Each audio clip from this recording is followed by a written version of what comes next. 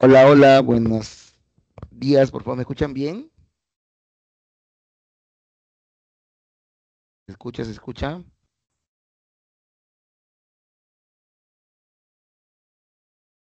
Por favor, me confirman que se escucha. Sí, profe. Ya, muchas Profe, gracias entonces. Gracias, gracias. Ya bueno, jóvenes, entonces vamos a empezar ahora con lo que sería otra disciplina. Ya hemos dicho que en esta segunda parte lo que estamos trabajando ya son las disciplinas filosóficas. La que vamos a ver hoy día es una disciplina que ya la conocemos, porque es el tema principal de lo que sería la filosofía moderna. Es decir, ¿no? La filosofía moderna, ustedes recuerdan que tenía un tema principal, ¿no?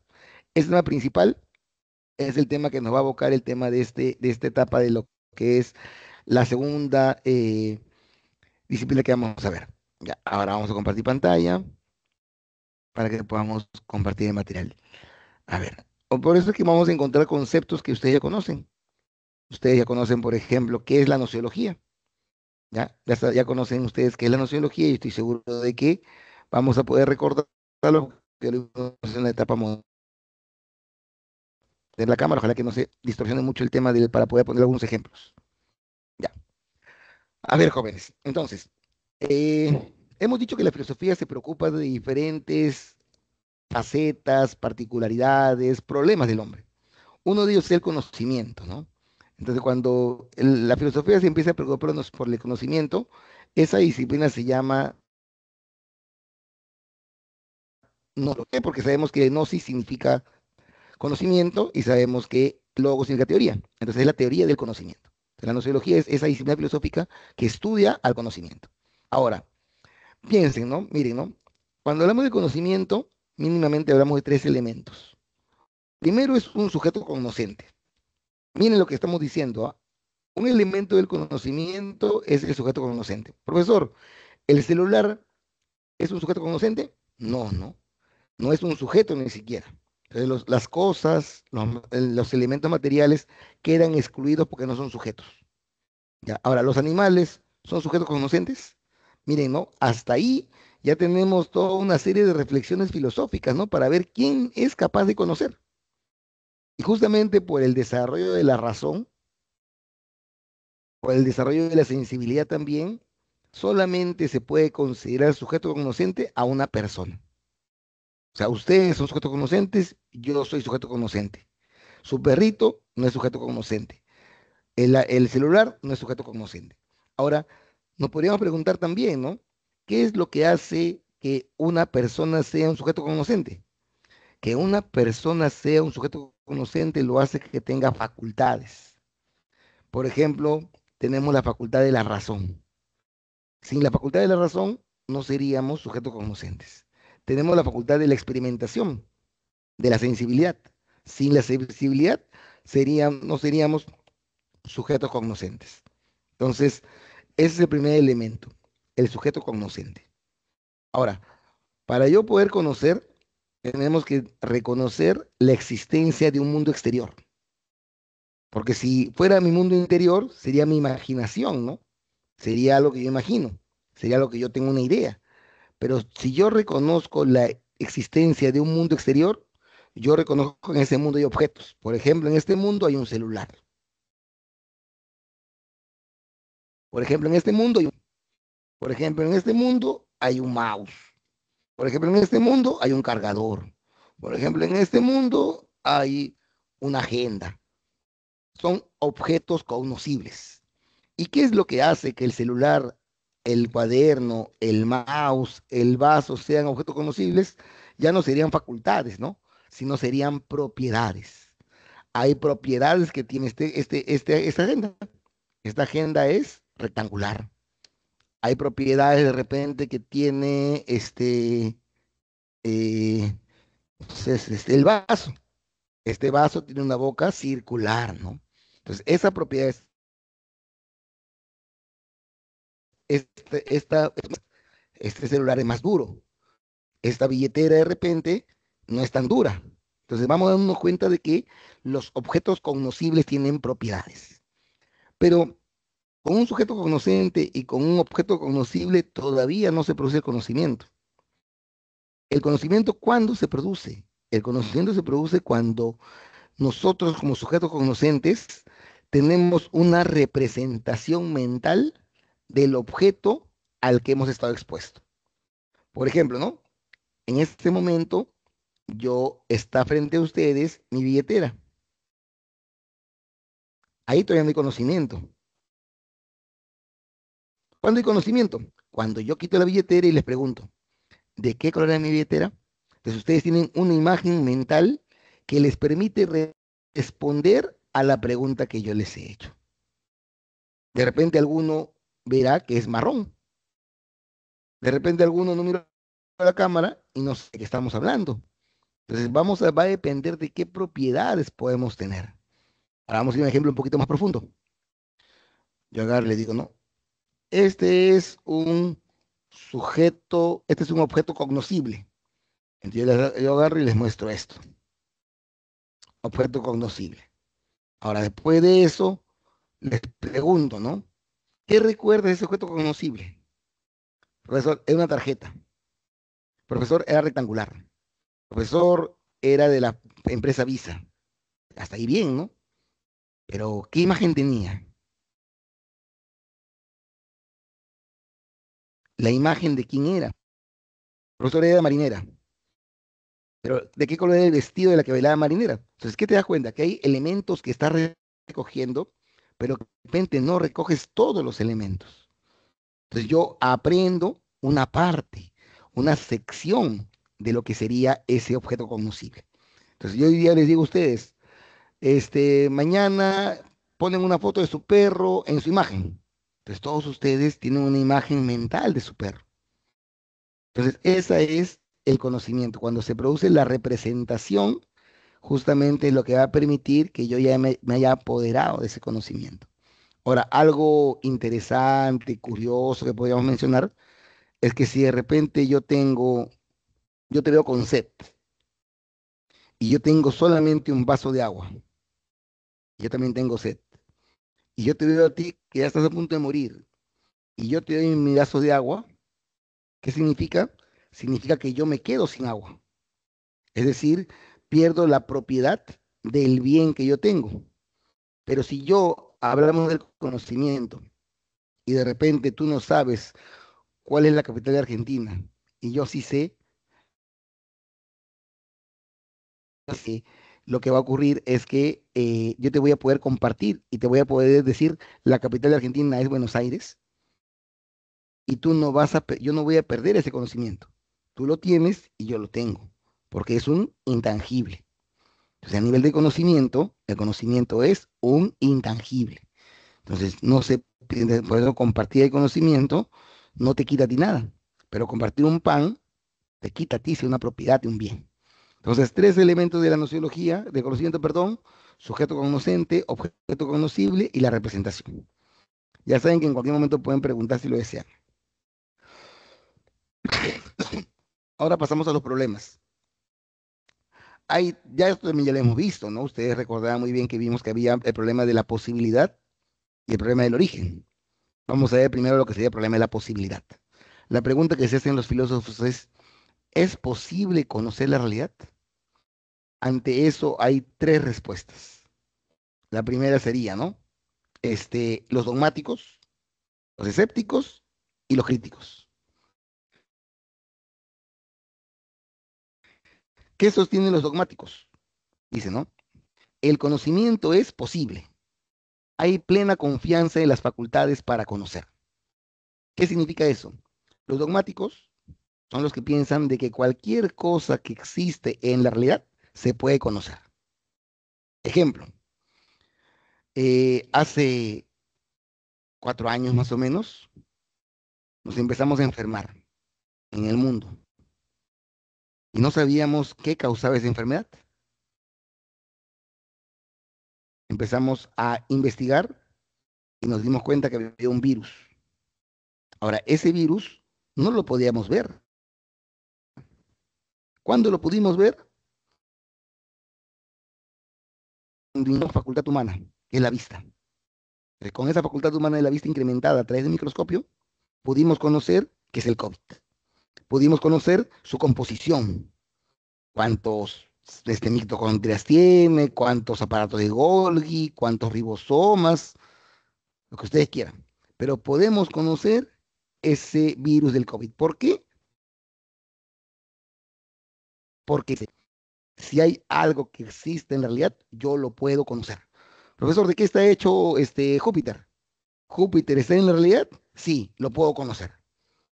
Inventaré un telescopio, inventaré una sonda que vaya y toque y recojan elementos, pero el dogmático está convencido que sí se puede conocer la realidad, que si hubiera algún límite, ese límite lo va a ir subsanando justamente el avance del conocimiento producto de la ciencia, ¿ya? Pero los dogmáticos consideran que sí se puede conocer. Un ejemplo de ello sería Tales de Mileto. Pasamos a los escépticos.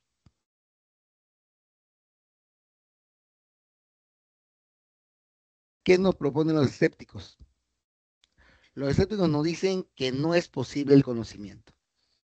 Bueno, de repente uno dirá, profesor, los escépticos ya pasaron de moda, pues, ¿no? Sí podemos conocer definitivamente, ¿no? Si yo puedo saber que este objeto es marrón, si yo puedo saber que este objeto es azul, si yo puedo saber que este objeto es circular, ¿no? Definitivamente yo puedo decir que puedo conocer, ¿no?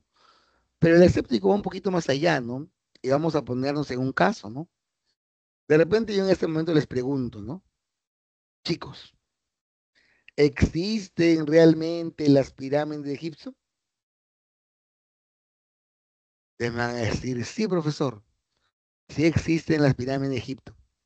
Ante lo cual yo te preguntaré, ¿no? ¿Cómo sabes que existen? ¿Las has visto? Y tú me dirás, no, no he ido a Egipto, pero las he visto en películas, las he visto en documentales, las he visto en revistas, las he visto en libros. ¿Qué te diré un escéptico?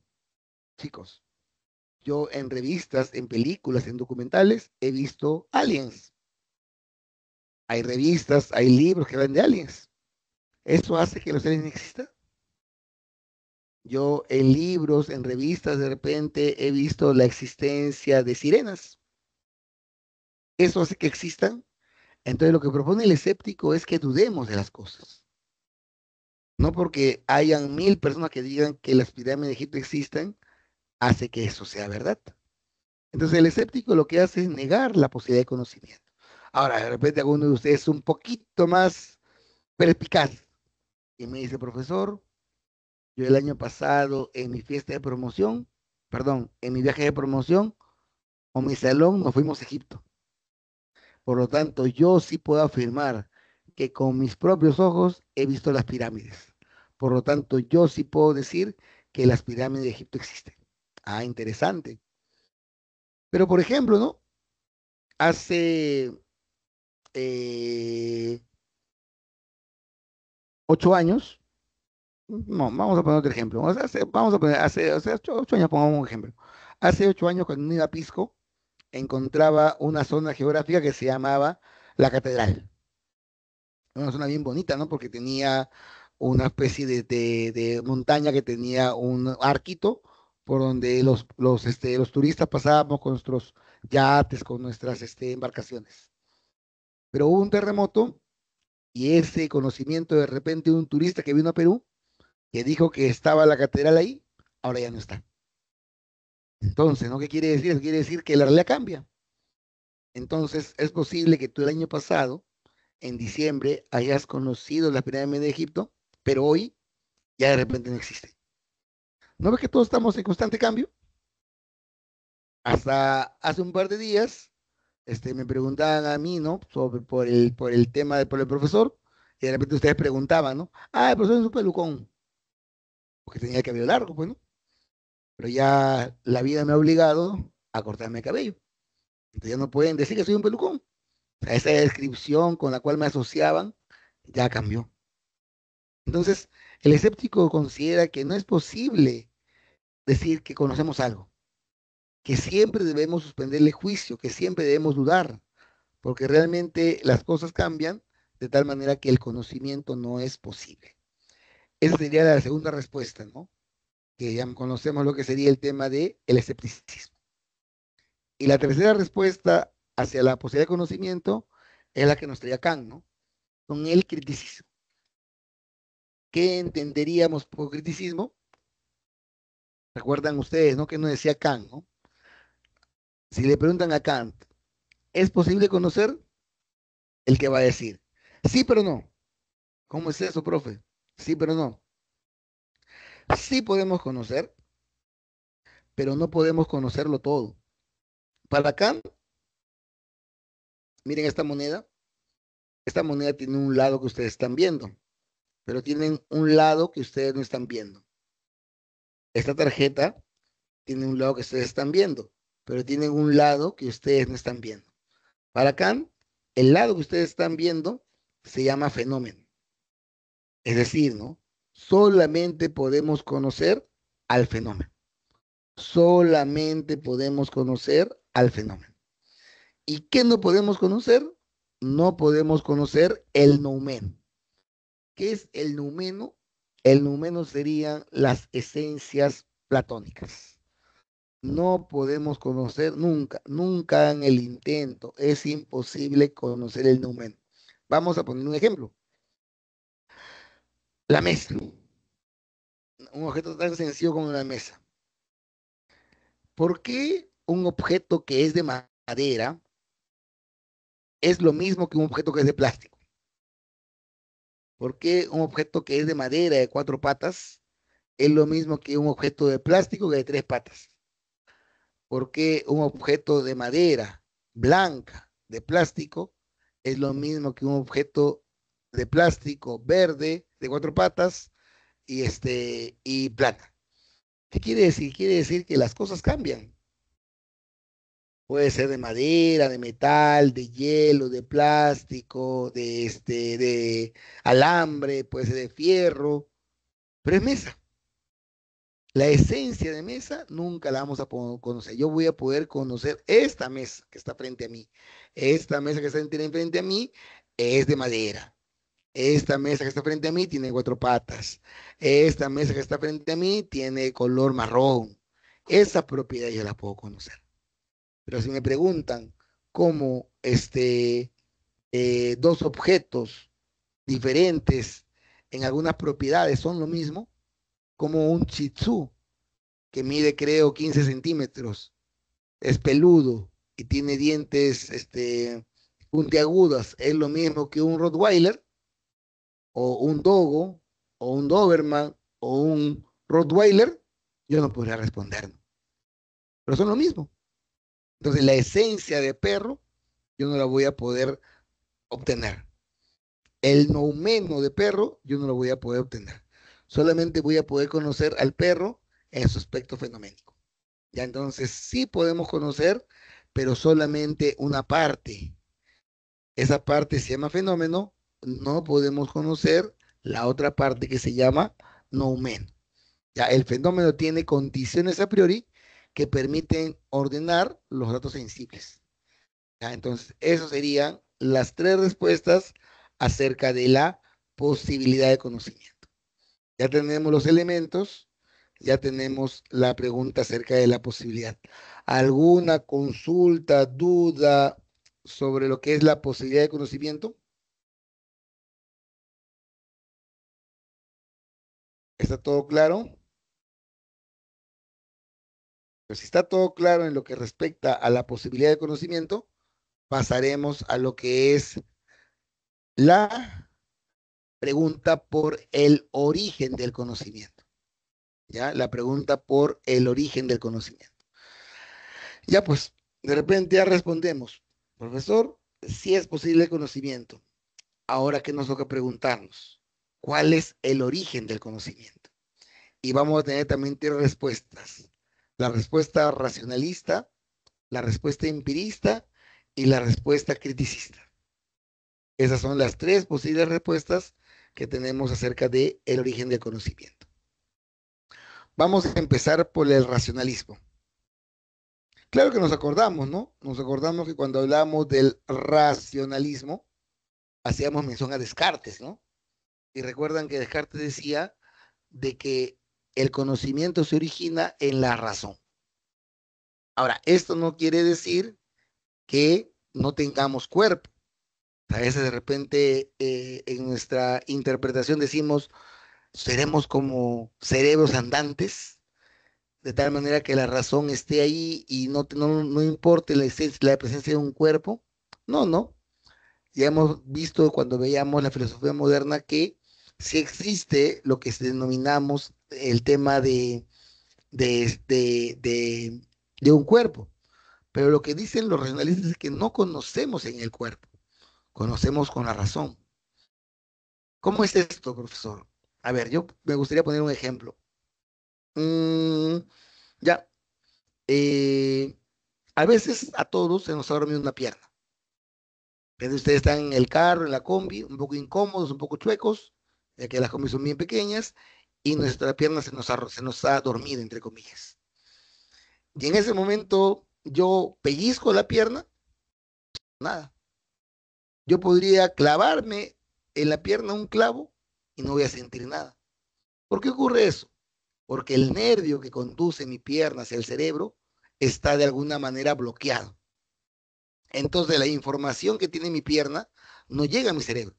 Entonces mi cerebro no reconoce los estímulos que está afrontando mi pierna. Entonces, ¿qué quiere decir? Quiere decir que no se siente el dolor en la pierna. Se siente en el terminal nervioso que llega hasta nuestro cerebro. Si de repente alguna vez han visto, ¿no? A alguna persona que tenga paraplegia, por ejemplo, Superman, ¿no? Christopher Reeve tenía paraplegia. No podía mover ninguna parte del cuerpo del cuello para abajo. Del cuello para abajo no podía mover nada. Eso le pasó por estar montando a caballo, ¿no? Y se cayó. Entonces, la pregunta sería, ¿no? Este, eh, ¿Cómo si tiene un cuerpo no puede reconocer los estímulos que se presentan en ese cuerpo? Justamente porque el cuerpo no es el que conoce, ¿no? Para conocer, lo que se requiere es que esa información llegue al cerebro. Y el cerebro, la más razón, es la que conoce. ¿Ya? Para Descartes y para los racionalistas, tenemos ideas innatas. Es decir, nacemos con ciertas ideas. Esas ideas están en la razón y son anteriores a toda experiencia. ¿Ya? Ahí ustedes recordarán, ¿no? Que tenemos lo que son la imaginación, recuerden ustedes cómo se produce la imaginación. Tenemos también, por ejemplo, la res extensa, la res pensante, la res cogitans, ¿no? Todos esos puntos sería importante que los recordemos porque ya los hemos abordado, ¿no? Anteriormente cuando hablábamos el, eh, del racionalismo. Ya, entonces ahora viene la respuesta, ¿no? La respuesta la dan los empiristas. Los empiristas con Locke y Hume a la cabeza niegan lo que propone el racionalismo. ¿Qué sostienen? Sostienen de que el conocimiento surge en la experiencia, surge con los sentidos. Yo para saber qué es algo liso, tuve que haber tocado algo liso. Yo para saber que algo es rugoso, tuve que haber tocado algo rugoso. Yo para saber qué es dulce, tengo que saber qué es dulce. Ahora, a una pregunta, ¿no? Por ejemplo, los empiristas dirían, ¿no? Si nacemos con conocimientos innatos, ¿por qué los cieguitos no pueden decir cómo es el color celeste? Pregúntele a un cieguito, ¿cómo es el celeste? No te va a poder responder. Bueno, me refiero a cieguito de nacimiento, ¿no? Porque nunca ha visto el color celeste, pues. Entonces no va a poderte responder porque no tenía la experiencia del celeste. Pregúntele a un cieguito cómo de repente es la playa. No te va a responder porque no tiene la experiencia de haber visto la playa. Entonces los empiristas sostienen, ¿no? De que realmente el conocimiento surge cuando los seres cognoscentes, los sujetos cognoscentes, los seres humanos, nos entramos en contacto con la realidad. Para ellos, los niños nacen con la mente en blanca.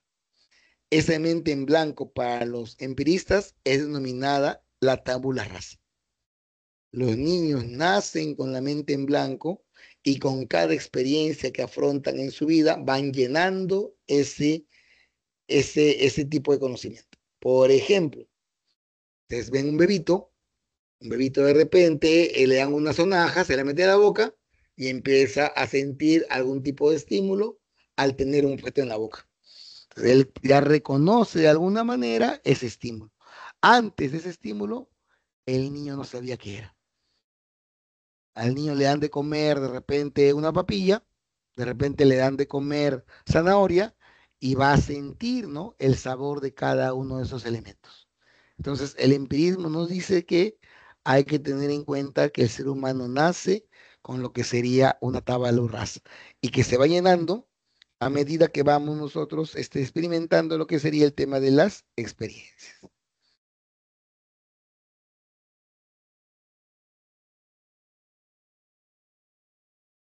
¿Qué más viene?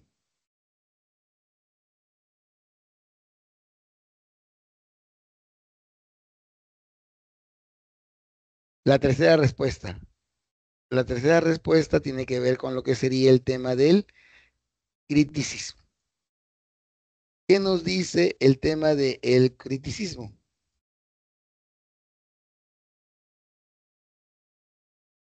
Tendríamos que recordar, ¿no? ¿Quién propone el criticismo? El criticismo lo propone Kant. Entonces ahí tenemos que tener en cuenta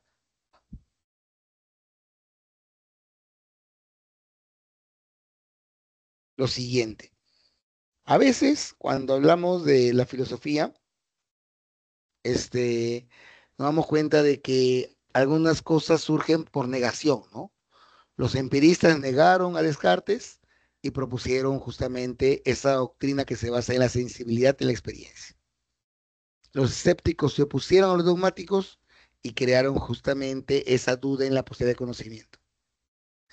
Kant y los criticistas tienen una estrategia distinta. Lo que hacen no es contradecir, sino sintetizar, sino amalgamar, sino realizar lo que sería una conjunción de elementos que para Kant van a permitir el conocimiento. ¿Qué quiere decir eso? Quiere decir que Kant considera que conocemos gracias a las dos facultades. Es decir, conocemos gracias a los sentidos, es decir, la experiencia, y el entendimiento, es decir, la razón. No podemos conocer solamente con los sentidos, no. No podemos conocer solamente con la razón, no. Necesitamos a los dos, al conocimiento, razón, y a los sentidos, experiencia. Si carecemos de uno de ellos, simplemente no se podría originar el conocimiento. Requerimos de las dos facultades humanas. ¿Ya? Miren esta frase bien bonita, que de repente nos va a ayudar a poder comprender un poquito más acerca de lo que es la, el conocimiento. Dice, ¿no? Las intuiciones sin conceptos son ciegas. Los conceptos sin intuiciones son vacíos. ¿Qué quiere decir?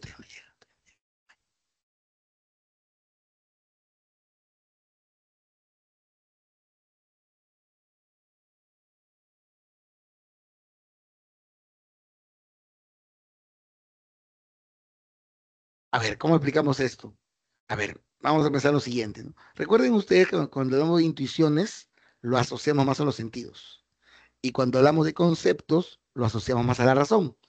¿De qué quiere decir cuando decimos que las intuiciones sin conceptos son ciegas? Vamos a pensar, a ver, eh, de repente, allá, me acordé de una. El fin de semana estuve en un bosque de piedras, ¿ya? Y el guía nos decía lo siguiente, nos decía, mira, mira esa montaña, ahí está la paloma. Y los niños decían, sí, la paloma, la paloma, la paloma. Mira, mira, es otra montaña. Ahí está la tortuga. Sí, ahí está la tortuga, yo la puedo ver. Perfecto. Mira, es otra montaña. El cuy. Perfecto. O sea, la mente humana reconocía en la forma de las montañas ciertos conceptos. El concepto cuy, el concepto cocodrilo, el concepto tal, porque tenía esa forma que le da. La intuición, la sensación, lo asociaba con ese concepto. Pero pasó algo. El guía dice, mira esa montaña, es un armadillo. Y los niños veían la montaña y no veían nada. Es una montaña. ¿Por qué? Porque carecían del concepto armadillo. Entonces, yo puedo ver un objeto, pero si no tengo el concepto al cual asociarlo, simplemente voy a estar ciego. Quienes conocían el armadillo decían, sí, es el armadillo, pero quienes no lo conocían, simplemente veían una montaña. Entonces, las intuiciones sin conceptos son ciegos, pero los conceptos sin intuiciones son vacíos. Es decir, si yo tengo un concepto, pero nunca he visto eso que está relacionado con el concepto, simplemente va a ser una información que no voy a poder yo desarrollar. Por ejemplo, tenemos el caso de lo que sería el tema de, este, yo les digo ahora, por favor, para el día de la mañana me trae una churínfula. Y les digo, ¿no? La churínfula es un animal terrestre que vive en Ecuador.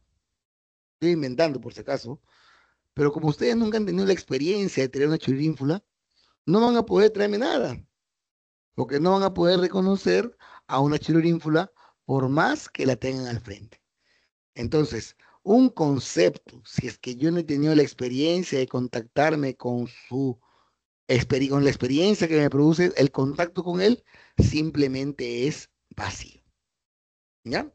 Las intuiciones sin conceptos son ciegas, los conceptos sin intuiciones son vacíos. Ahora vamos a la segunda parte. Otra frase muy bonita, miren. Ahí estamos, bueno, obviamente todo esto aparece en libros, ¿no?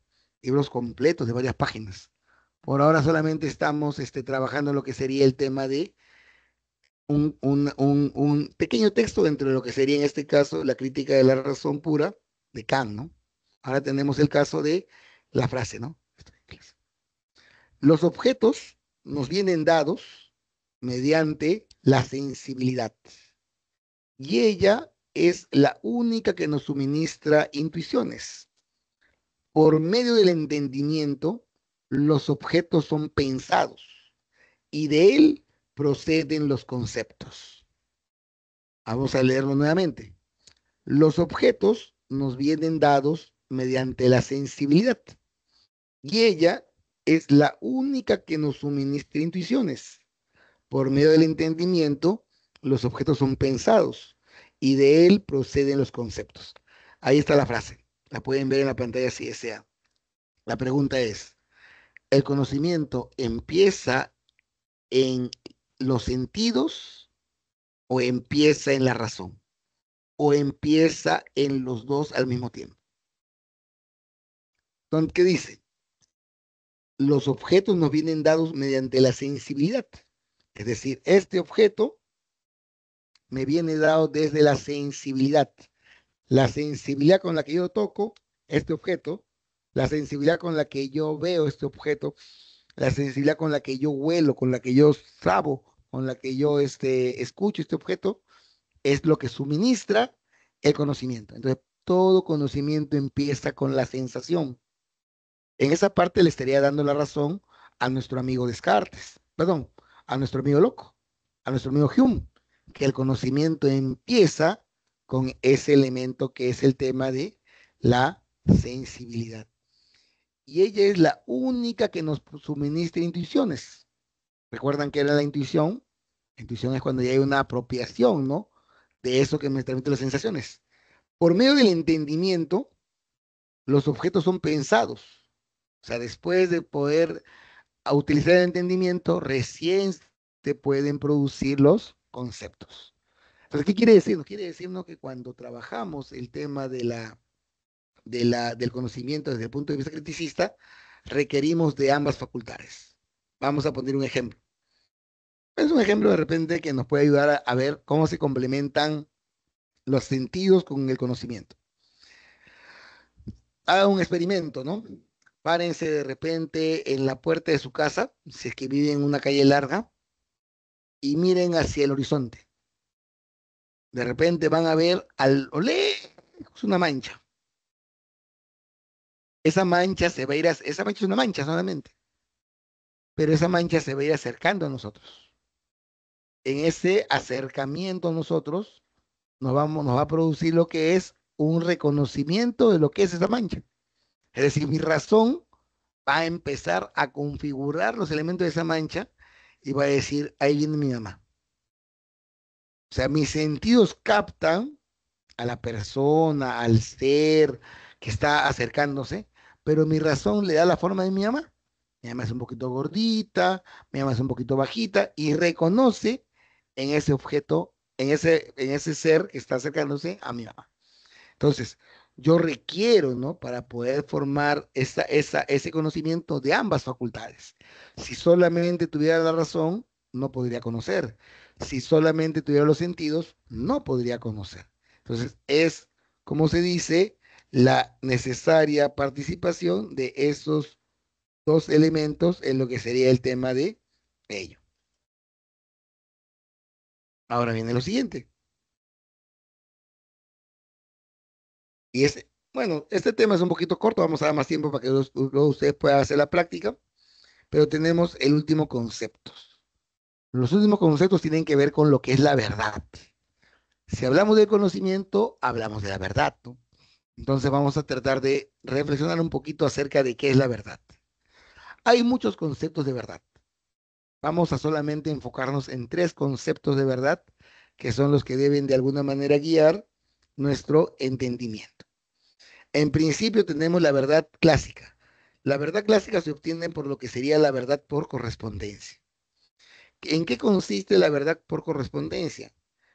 Quiere decir que si yo afirmo algo de la realidad, ese algo que afirmo de la realidad puede ser comprobado. Si yo digo mi celular es negro, yo puedo de alguna manera comprobar que mi celular es negro. Si yo digo mi plumón es azul, yo de alguna manera puedo comprobar que mi plumón es azul. Esa es la verdad por correspondencia. Miren lo que dice. A veces textos como este que voy a leer nos alejan de la filosofía porque nos parecen bien confusos, pero en realidad son textos bien sencillitos, son textos bastante sencillitos. Y tenemos, por ejemplo, este texto. Miren, léanlo también, por favor, para que puedan tener mayor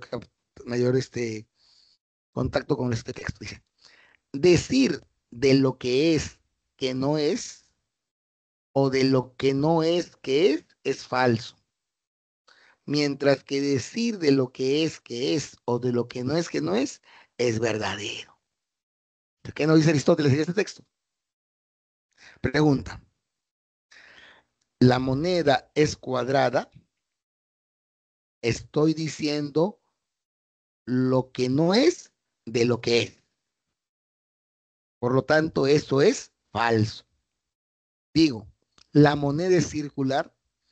Estoy diciendo de lo que es. Por lo tanto, eso es verdadero. Estoy diciendo, la moneda no es cuadrada. Estoy diciendo lo que no es de lo que es. Por lo tanto, eso es verdadero. Si digo la moneda es cuadrada, es falso.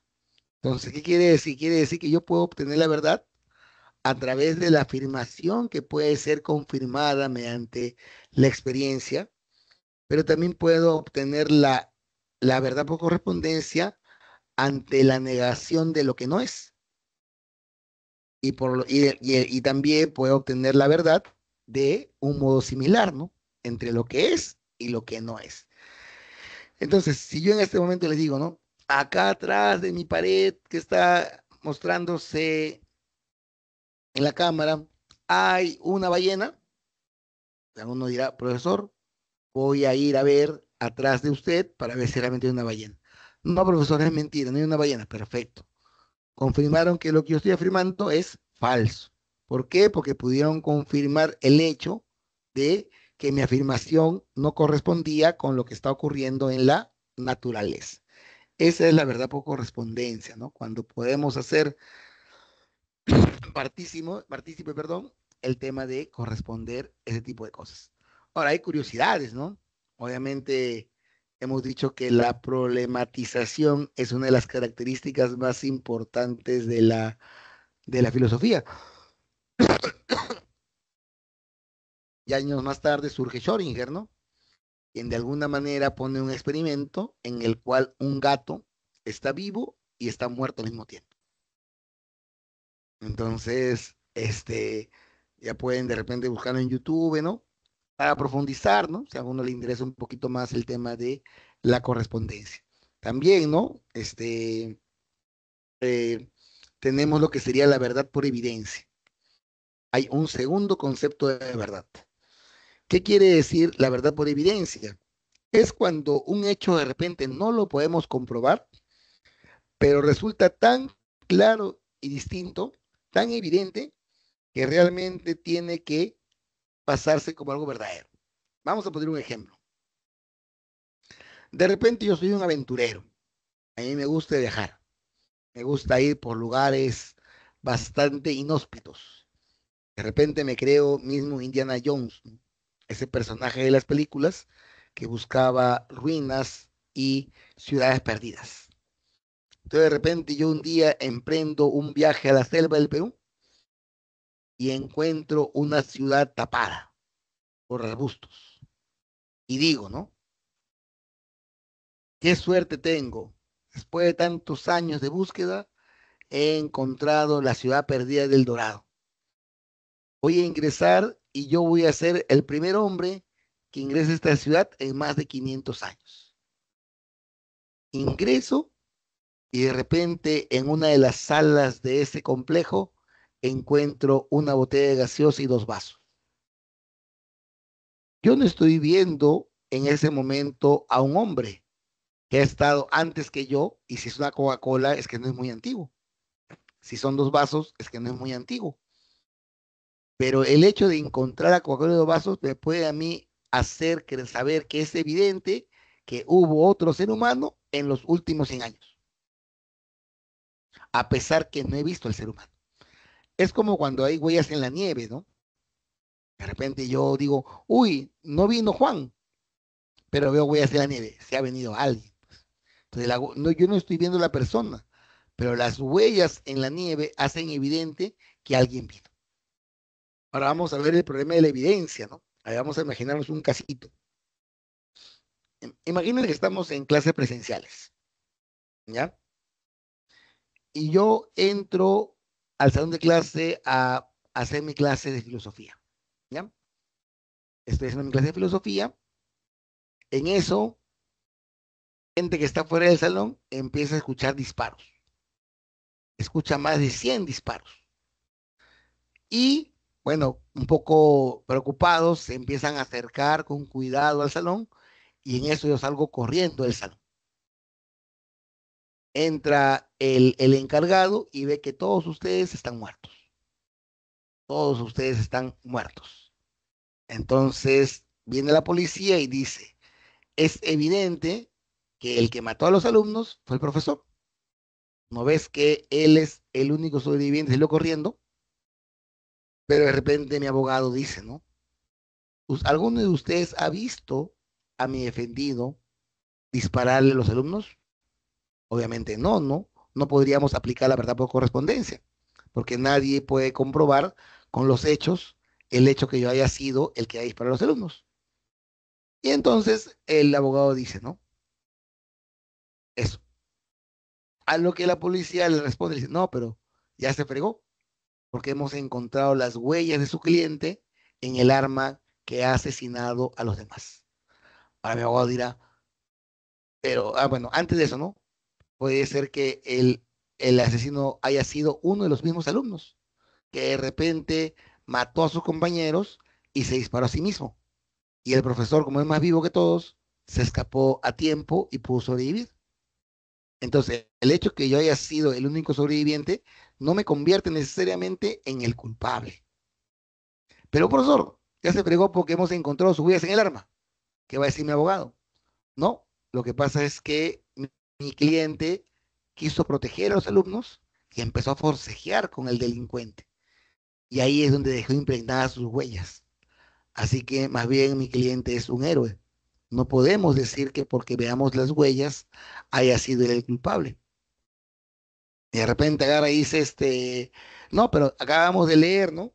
en sus redes sociales de profesor que dice, voy a matar a los alumnos de este curso porque no les gusta la filosofía. ¿Eso me convierte en culpable? Tampoco, ¿no? Porque cuántas veces decimos, quiero que te mueras, quiero que de repente te atropelle un carro, rómpete una pierna, y lo decimos sin necesidad que eso vaya a ocurrir, ¿no? Entonces, a lo que vamos es de que en realidad lo que se presenta es el hecho de que cuando hablamos de la evidencia, si bien es cierto, ¿no? Es importante tenerla como un criterio de verdad, hay que tener mucho cuidado, ¿no? Con el hecho de hacer pasar las cosas claras y distintas de alguna manera confusas. Entonces, la verdad por evidencia lo que hace es decir, ¿no? Que hay situaciones que se presentan que no necesariamente nos permitan decir que algo ha ocurrido de tal manera, pero que sí hay rasgos que me harían sostener que sí ocurrió lo que se presenta. ¿Ya? Y la última tipo de verdad. El último tipo de verdad es la verdad por pragmatismo, es la verdad pragmática. ¿Qué sostiene la verdad pragmática? La verdad pragmática sostiene lo siguiente, ¿no? En principio lo que sostiene es que yo asumo una verdad en función de las consecuencias beneficiosas que se pueda traer del enunciado.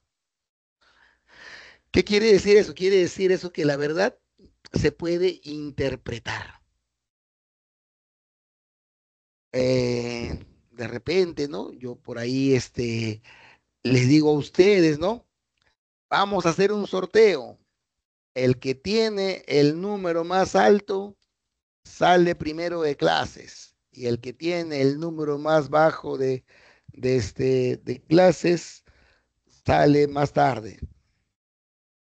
Entonces yo les enseño algo así. De repente alguno de ustedes un poquito más vivo dice, esto es un 9. ¿Es 6 o es 9? Va a quedar a la interpretación de la persona que lo vea.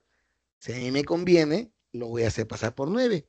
Si a mí me conviene, lo voy a hacer pasar por 6. Va a depender de qué posición me pongo o en qué posición pongo el objeto para poder trabajar ese elemento. Vamos a pensar en otro ejemplo. Vamos a pensar en un ejemplo de historia. Ya. Ya. Alfonso Ugarte. Sabemos que las naciones para poder consolidarse como con una fortaleza, lo que nos indica es que debemos tener actos heroicos que hayan formado la nación. ¿Qué nos dice la historia de la guerra con Chile? Nos habla de varios héroes, de Alfonso, de perdón, de Bolognesi y de Grau, pero nos habla también de Alfonso Ugarte. Dentro de lo que hemos estudiado cuando hemos seguido los cursos de historia del Perú y hemos abordado lo que es la guerra de independencia, nos han enseñado lo siguiente, ¿no? Nos han dicho, ¿no? Alfonso Ugarte es un héroe de la patria porque él cuando estaba enfrentándose a los chilenos lo perseguían y él huía para poder evitar que la bandera peruana caiga en sus manos. De tal manera que él subió al morro de Arica y se lanzó al mar. Bueno, yo entendería el heroísmo de Alfonso Ugarte, ¿no? De querer evitar que la bandera peruana caiga en manos de los chilenos. Pero el caballo, ¿por qué se lanzó al mar? El caballo también sabía que era peruano. El caballo también consideraba un símbolo patrio a lo que sería el tema de la bandera. Lo que es cierto es que el cuerpo de Miguel Grau y de su caballo, perdón, de Alfonso Ugarte y de su caballo, están en el Mar de Arica. Cayeron al Mar de Arica. Pero para nosotros los peruanos se lanzó. Los chilenos que dicen, se cayó. Estaba corriendo, estaba huyendo, y en eso el caballo pisa en falso en una parte de una pendiente y se fue para abajo. A los peruanos nos conviene hacer ver que ese hecho de haber caído al mar de Alfonso Ugarte es un acto heroico, a los chilenos de repente les conviene decir que no lo fue. Ahí nos encontramos con esa pugna, ¿no? Entre lo que sería el tema de lo heroico y lo no heroico. Y para que no quedemos de repente en una minusvalía histórica, hagamos la contraparte. El héroe de lo que sería la parte naval, ¿no? El héroe de la Marina del Perú es Miguel Grau. En Chile hay un héroe también de la naval. Ese héroe se llama Arturo Prat. ¿Cuál es el hecho? El hecho es que Arturo Prat aparece en la proa de un barco peruano y se enfrenta a los militares peruanos en la proa de este barco peruano. ¿Cuál es la interpretación chilena? Arturo Prat, un militar valiente chileno, se lanza a combatir contra los peruanos en el barco y muere justamente al momento de mostrar su valentía de haberse lanzado en minoría numérica contra los peruanos. ¿Cuál es la versión peruana? Arturo Prat se cayó. Cuando choca el barco peruano con el barco chileno, produce una fricción que hace que Arturo Prat caiga y ya en la proa del barco peruano simplemente tiene que resistirse a ser asesinado y se enfrenta a espadazos con los peruanos. ¿Cuál es la verdad? La verdad pragmática diría que es la que conviene. No necesariamente estamos mintiendo, estamos interpretando el hecho de una manera distinta. O de repente, ¿no? Más facilito. Ya llega la Navidad. ¿Quién no quiere que le regale un PlayStation? Entonces agarro y yo le digo, papá, cómprame un PlayStation porque el PlayStation me va a permitir desarrollar capacidades de estrategia. ¿No ves que para ganar un juego yo tengo que elaborar diferentes pasos para poder alcanzar la meta? Y no solo eso, si yo tengo el PlayStation, aparte de esa secuencia de datos, lo que yo voy a poder hacer es tener en consideración el hecho de,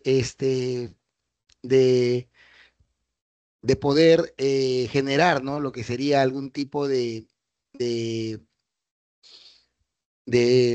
este, algún tipo de hecho, ¿no? Que nos permita a nosotros poder tener de repente una cultura de no rendirse. Porque voy a perder el juego una vez, otra vez, y voy a ser un poco constante hasta ganar. Yo no estoy mintiendo, ¿no? De alguna manera, los juegos de PlayStation tienen esas ventajas. Pero yo no le estoy mencionando a mi papá, el PlayStation también puede generar dependencia, puede generar algún tipo de adicción. El PlayStation puede generar también un daño a la vista. De repente, lo que puedo gastar con el PlayStation se puede haber ido a libros para estudiar. De repente, lo que gasté en el PlayStation podría haberse utilizado en otra cosa. Pero yo no estoy mintiendo cuando dije lo primero. Simplemente estoy seleccionando una parte de la realidad de acuerdo a mi conveniencia. Ahí se produce lo que sería la verdad pragmática. ¿Ya? Entonces, ¿qué hemos visto el día de hoy? Primero hemos visto qué es el conocimiento según la noción de las voces griegas, los elementos del conocimiento que son tres, lo que sería el tema del sujeto cognoscente, objeto cognoscible y la representación. El problema del conocimiento desde la perspectiva de lo que sería la posibilidad, con los dogmáticos, escépticos y criticistas. El problema del conocimiento de la perspectiva del origen, desde la perspectiva de los racionalistas, empiristas y criticistas. El concepto de verdad desde las tres vertientes, correspondencia, evidencia, pragmática. Hasta ahí, alguna preguntita que surja de alguno de ustedes que requiera algún tipo de aclaración sobre algún concepto evidenciado en la clase. Entonces, si no hay preguntitas, damos un tiempo para que puedan resolver la práctica. ¿Ya? Vamos a poner por aquí, primero de manera autónoma y luego ya compartimos lo que serían las claves y las respuestas que puedan ayudarlos a poder tener claridad en los conceptos que están desarrollando. Y como a veces decimos, siempre es importante que tengamos en consideración el hecho de que nos ayudaría mucho poder reconocer, ¿no? De que, a ver, uy, ya se perdió. Un segundito. Mm, Vamos a poner un ratito para que vayan por ahí respondiendo.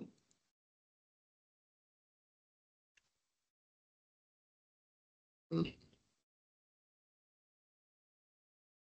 Pero ya pueden ir buscando su archivo online o en todo caso pueden ir también buscando la lectura que tienen, pero vamos por aquí a ir viendo, ¿no? A ver, un ratito está cargando. Ustedes tienen este mismo Word y en la parte de la práctica vamos a darles unos 15 minutitos para que puedan resolver. Y si también aparecería alguna pregunta durante el transcurso de esa solución, vamos por ahí a ir viendo. Vamos a poner por aquí, trabajo autónomo hasta las 3:30 p.m.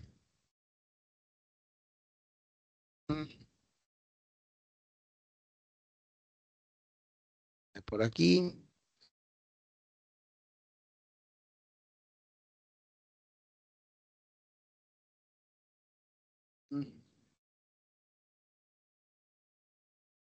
Ya. Después de la resolución de los ejercicios, les preguntaré si aparece alguna otra dudita que puedan necesitar algún tipo de aclaración. Pero por mientras, vamos por favor resolviendo estos ejercicios.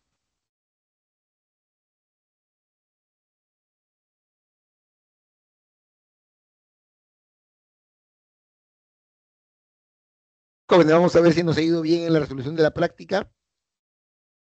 Vamos a ver cómo nos ha ido. Vamos a empezar por lo que son los ejercicios generales y luego pasamos a la lectura, ¿ya? A ver qué dice. Para Rosalía, las personas nacen con una habilidad innata lógico-matemática que les facilita la comprensión y resolución de problemas.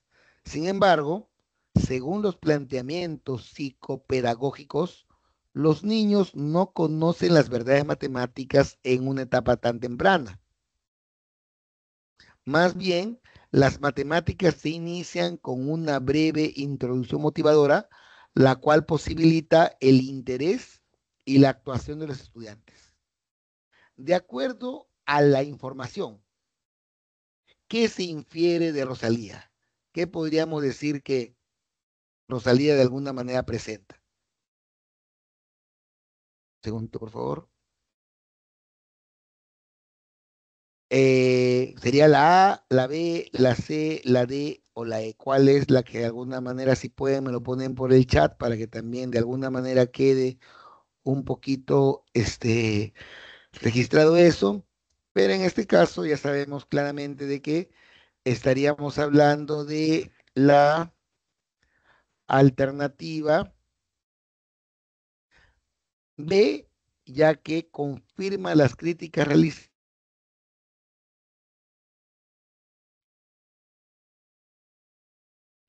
por Locke al racionalismo cartesiano. Ya estamos hablando de la postura hacia la experiencia. Sería en este caso la alternativa B, ¿ya? Confirma las críticas realizadas por Locke a los cartesianos. Alternativa B. Kant consideraba que todo conocimiento comienza mediante la sensibilidad, la única que nos suministra intuiciones sensibles a nuestro pensamiento. Con la ayuda del entendimiento, las intuiciones sensibles son pensados y de él proceden los conceptos. En el ámbito de la nosologia, ¿qué se puede inferir de Kant? Pues, si hablamos de sensibilidad y hablamos de conceptos, está integrando los aportes del empirismo y el racionalismo. También la B. La C. Adriano está convencido que nuestras facultades humanas se encuentran capacitadas para conocer el universo. Su amigo Eduardo le pregunta, ¿Puede realmente nuestro insignificante cerebro responder a todas las preguntas imaginables y comprender todos los problemas? Responde que el ser humano está capacitado para conocer y comprender la verdad de las cosas, sin intermediarios ni distorsiones. Esa postura que refleja el pensamiento dogmático, ¿no? Que el conocimiento es posible. La alternativa B también. Ante la pregunta de sus alumnos sobre las consecuencias del cambio climático en el mundo, María contesta lo siguiente: no es juicioso conocer con certeza qué sucederá con el clima en los próximos años, pues los sentidos son limitados y el entendimiento puede errar. En cambio, mi respuesta debe ser considerada como una opinión y no como un conocimiento riguroso. Si decimos que no hay algo que sea riguroso, diríamos que pone en duda la posibilidad de conocimiento. Hay que ser escépticos, hay que poner en duda. Recuerden que el escéptico pide poner en duda lo que se piensa. Para José, el pensamiento por sí solo tiene la habilidad de analizar y solucionar problemas utilizando principios y conceptos matemáticos. Por ello, considera que es posible identificar patrones de los cuales se pueden realizar inferencias y generalizaciones. Según el problema del conocimiento, se deduce que José, ¿qué pasa con José? Defiende la posición racionalista de Descartes, ¿ya? Principios y conceptos matemáticos, ¿no? El pensamiento por sí solo, o sea que hay cosas innatas. El pensamiento por sí solo quiere decir que no interviene los sentidos, sino que el pensamiento por sí solo. ¿Ya? La inversión que tiene efectos multiplicadores en la dinamización de la actividad económica, no, perdón, la inversión tiene efectos multiplicadores en la dinamización de la actividad económica. Por eso, la primera gran interrogante que se formula el político: ¿qué factor multiplicador es más importante en la economía? ¿La inversión privada o pública? La respuesta para la mayoría de analistas económicos es que la inversión privada es de suma relevancia para garantizar la actividad económica, pues esta genera mayores niveles de consumo, empleo e ingresos del país. Por lo expuesto, se puede establecer que los analistas económicos estarían de acuerdo con qué teoría, con lo que sería la teoría pragmática, ¿no? La teoría pragmática de James. La teoría pragmática de James. El pragmatismo, ¿no? Antonio sostiene que el ser humano puede llegar al saber absoluto y tener una comprensión absoluta de la realidad. En cambio, Janet plantea que tal posición es inviable, pues no hay plena seguridad en las capacidades del ser humano para comprender la realidad de forma segura. De acuerdo al expuesto, se deduce que la tesis de Antonio y Janet se corresponden a, obviamente estamos hablando de lo que sería el tema de dogmatismo versus escepticismo. También la alternativa B. David sostiene que una verdad es una representación mental acertada del mundo y un hecho es todo aquello que puede ser descrito por la misma verdad. Entonces, para David, una verdad es una opinión verdadera porque se basa en un hecho del mundo que la confirma. Se deduce que la postura de David se relaciona con qué? Con la proposición de verdad por correspondencia. Miren que ahí dice la palabra correspondencia, el tema de cuando se confirma. Nos dijimos que la confirmación, que el hecho que podamos poder confirmar que lo que afirmamos se produce en el mundo, llevaría a lo que sería la verdad por correspondencia. Y nos faltaría la lecturita.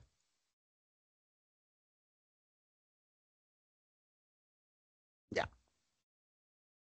Cualquiera admitirá de buena gana que hay una diferencia considerable entre las percepciones de la mente cuando un hombre siente dolor por un excesivo bochorno o placer por un calor moderado, y cuando después evoca en su memoria esta sensación o la anticipa en su imaginación. Estas últimas facultades pueden imitar o copiar las percepciones de los sentidos, pero nunca podrán del todo alcanzar la fuerza y vivacidad del sentimiento original. Lo máximo que podemos decir de ellas, incluso cuando operan con enorme vigor, es que representan sus objetos de tan viva manera que casi podríamos decir que lo sentimos o lo vemos. Sin embargo, salvo que la mente se encuentre desordenada por enfermedad o locura, nunca puede llegar a un extremo de tal vivacidad como para volver a las percepciones de todo indistinguibles. Ni todos los colores de la poesía, ni siquiera los más espléndidos, serían capaces de brindar los objetos naturales de modo que la descripción fuera tomada por un paisaje real. podemos observar que la distinción semejante se encuentra en todas las percepciones de la mente. Se infiere del texto que para Hume las percepciones generan ideas que se presentan con menor intensidad que las impresiones. ¿Se acuerdan que vimos eso cuando hablamos de la filosofía moderna? Que las ideas son menos intensas que las impresiones. Para que decíamos, ¿no? En este momento me golpeé la cabeza. La intensidad del dolor es una impresión, ¿no? Mañana que me acuerde que me golpeé la cabeza, voy a decir, oye, ¿qué tanto me dolió la cabeza? Pero ya va a ser menor el dolor. O sea, la impresión es más intensa, la idea es menos intensa. La impresión es primera, la idea es segunda. Vamos a poner este, las respuestas para poder tener en claro estos elementos y puedan hacer cualquier tipo de pregunta que haya surgido en estos últimos minutitos. Aquí están las respuestas. ¿Habrá alguna pregunta, alguna duda de alguno de los puntos que hemos visto el día de hoy?